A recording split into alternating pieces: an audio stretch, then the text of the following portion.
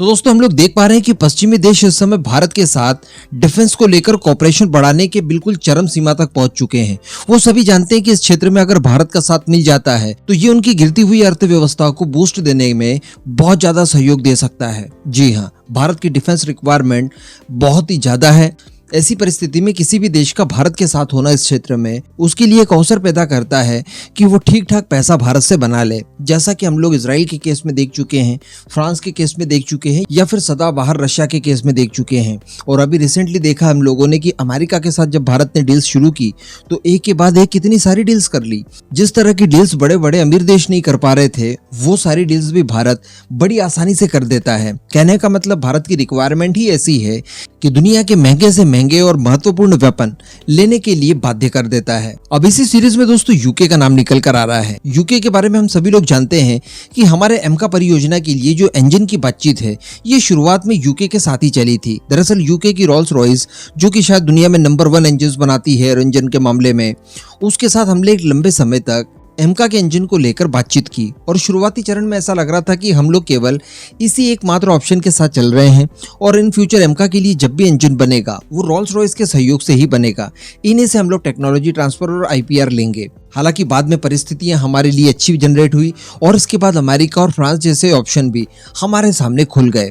लेकिन रिसेंटली कुछ खबरें निकल कर आई थी और वो कुछ इस तरह की थी कि रोल्स रॉयस ने जो पहले भारत के साथ डिफेंस डील्स की थी इनके अंदर कुछ धांधली वगैरह पाई गई थी, जिसको लेकर भारत की सीबीआई द्वारा रोल्स रॉयस के ऊपर ऑफिशियल एफआईआर भी दर्ज की गई है। और इन फ्यूचर अगर किसी तरह की कोई गड़बड़ी पाई जाती है इन्वेस्टिगेशन में तो रोल्स रॉयस को भारत के लिए पूरी तरह से प्रतिबंधित कर दिया जाएगा। उसके बाद रोल्स रॉयस और भारत के बीच में किसी भी तरह की कोई डील्स वगैरह नहीं हो सकती। और ये सबसे बड़ा कारण रहेगा कि भारत अगर इंजन को सिलेक्ट करता है एमका के लिए तो उसमें रोल्स रॉयस को प्राथमिकता नहीं दी जाएगी बल्कि उसे सेकेंडरी माना जाएगा। अब इन सारी चीजों के ऊपर यूके की भी नजर है। यूके दरअसल काफी लंबे समय से प्रयास कर रहा है कि भारत के साथ डिफेंस टाइज को एक नए सिरे से जोड़ा जाए और अगर ऐसा होता है तो वो कभी नहीं चाहेगा कि रोल्स रॉयस जैसी कंपनी के ऊपर भारत प्रतिबंध लगा दे। अब इस समय की अगर बात की जाए तो प्राइम मिनिस्टर मोदी फ्रांस की विजिट पर गए हैं और एमका इंजन को लेकर हम लोग साफरान के साथ बहुत ज्यादा क्लोज बातचीत कर रहे हैं। इवन ये कहा जा सकता है कि 80% तक चांसेस अब दिखाई दे रहे हैं कि भारत एमका मार्क 2 के लिए इंजन का सह निर्माण फ्रांस की साफरान के साथ ही करेगा। बहुत सारी चीजों के ऊपर बातचीत हो चुकी है। हमारे डीआरडीओ की टीम भी वहां पहुंच चुकी है। साफरान और भारत के बीच में जो नेगोशिएशन वगैरह होने थे वो भी बताया जा रहा है कि हो चुके हैं। तो कहने का मतलब कि ये डील अब बहुत ज्यादा दूर नहीं है। और अगर भारत इस इंजन की डील को फ्रांस के साथ कंडक्ट कर लेता है तो ये यूके के लिए काफी बड़ा सेटबैक होगा, क्योंकि इस डील से यूके को भी काफी ज्यादा उम्मीदें थी।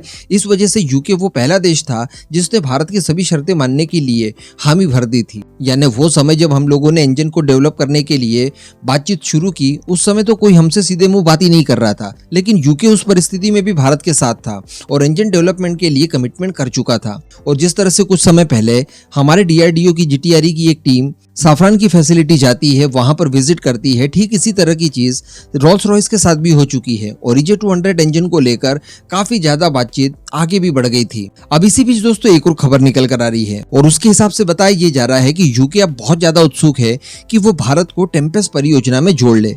टेम्पेस्ट परियोजना के बारे में हम जानते हैं कि एक 6th जनरेशन के फाइटर जेट की परियोजना है जिसमें यूके अकेला नहीं है बल्कि इटली और जापान भी उसके साथ है। अब यहाँ पर बड़ी बात देखने के लिए ये मिल रही है कि ये एक प्योरली 6th जनरेशन का एयरक्राफ्ट होगा जिसे कि यूके अपने पुराने एक्सपीरियंस के साथ बनाएगा। और सबसे बड़ी बात कि इसके लिए एक नए सिरे से इंजन को डेवलप किया जाएगा। यानी यहाँ पर EJ200 इंजन की कोई भी जरूरत नहीं पड़ेगी बल्कि एक 6th जनरेशन के फाइटर जेट के हिसाब से जो नेक्स्ट जनरेशन इंजन चाहिए होगा, जो हाई थ्रस्ट देगा, कम फ्यूल कंज्यूम करेगा और कई सारी ऐसी प्रॉपर्टीज रखेगा अपने अंदर जो कि 6th जनरेशन के लिए जरूरी होगी, इस तरह का इंजन ये लोग डेवलप करना चाहते हैं। और इसके लिए ये लोग पास्ट में भी भारत को ऑफर दे चुके हैं कि देखिए आप इस परियोजना से जुड़ जाइए और इस परियोजना से जुड़ने के बाद आप अपने एमका के लिए इंजन यहीं से हासिल कर सकते हैं।